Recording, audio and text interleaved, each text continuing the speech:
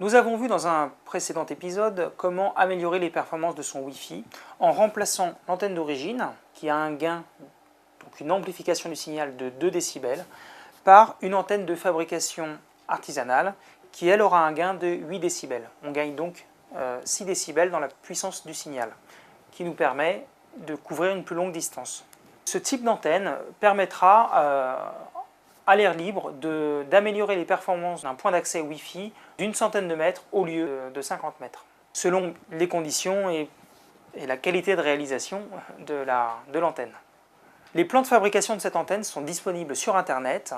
Il suffit de taper antenne Récoré dans Google et vous trouverez un certain nombre de sites et de liens francophones ou anglophones qui vous décriront soit la théorie, soit simplement comment la réaliser.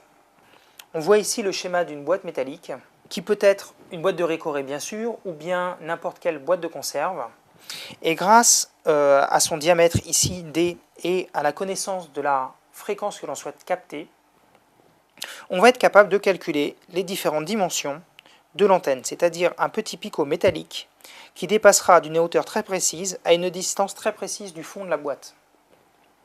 Ici, nous sommes réglés pour cette boîte métallique à un diamètre de 100 mm et une fréquence de 2,4 GHz, qui est la fréquence utilisée en Wi-Fi.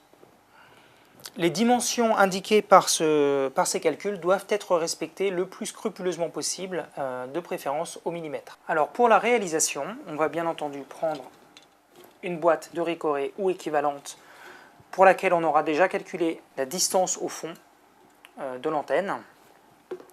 Et on fera simplement un trou dans la boîte. Je vais montrer sur celle-ci qui n'est pas terminée.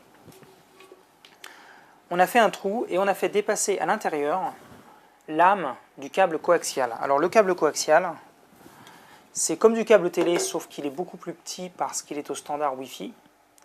Il est composé d'une âme, c'est le fil qui est à l'intérieur, et d'un isolant à l'extérieur. Donc on va dénuder une partie de l'âme de la longueur définie par le calcul. On va la laisser dans sa gaine plastique parce que les ondes passeront à travers la gaine plastique et ça nous permettra d'isoler l'âme de la boîte métallique. Ensuite, on va faire passer l'âme dans la boîte et on va venir souder la tresse du câble directement sur la boîte. Donc il faut bien sûr que l'âme n'ait pas de contact avec la boîte. Ensuite, on pourra protéger le câble grâce à ici du Sikaflex, y ajouter un petit support en bois, on pourra y faire un trou pour le mettre sur un pied photo.